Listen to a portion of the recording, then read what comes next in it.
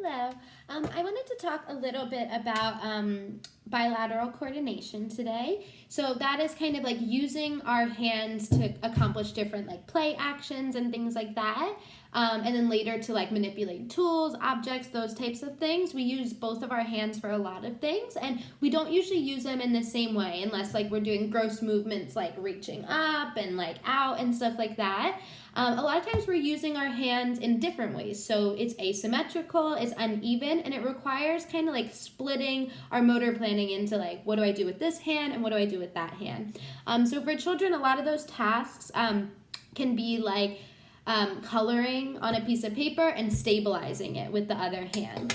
And a big one that can be a little challenging for kids is learning how to like string and lace beads. So I wanted to talk about a couple ways that you can help kids, because this is ultimately going to be a great skill for them to acquire. It's going to help them work on their like visual motor integration, or what we call like hand-eye coordination.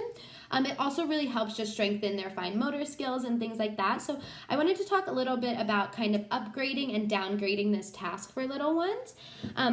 So it's really important to kind of use your discretion on like where your child's fine motor development is at, where their attention span is at, and also where their frustration tolerance is, because when working on fine motor skills, especially when it's a little bit tricky for the child, or they might have limited sensation in their hands, or kind of struggle with motor planning, it can be a really frustrating task. So you want to find ways to help them feel successful and to complete these tasks so that they're motivated to attempt them again in different ways.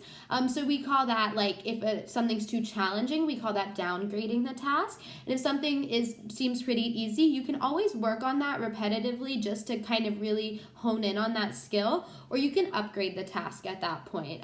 That's usually a good indicator that they're ready for a new kind of challenge. So I wanted to talk about lacing or stringing beads and different ways to do that. So you can always use like little beads. I personally, I would really think about if your child like has a tendency to mouth objects and stuff, even if they're like 2 or 3 years old and they're able to use these kinds of things. If they do tend to mouth things, it might just be worth it to try something more like Cheerios, just so that you don't have to be constantly monitoring and things like that. That you can feel like safe and at ease when they're practicing these skills. It can also be disruptive for a child if they're going to mouth things and they're constantly being told like no, or they're like, it's alarming for the parent. So maybe just kind of eliminating that risk can really help them focus on like the visual motor skill that they're targeting. So I love to use like things like Cheerios and Fruit Loops, whatever works for like your diet, whatever your child can already safely manage in case it does go into their mouth, I would start with. So there's always like the classic way you can use beads or the Cheerios or Fruit Loops, and you would go with like a lace or a string of some sort, and you want to put it in. This is a challenging way to do it for a child because they're really focusing a lot of attention on managing this string while they're also working on learning where to place the string, and that's a big visual skill that they're trying to work on. So sometimes if you're finding that is a little challenging to lace onto a string, you can use something more like a pipe cleaner.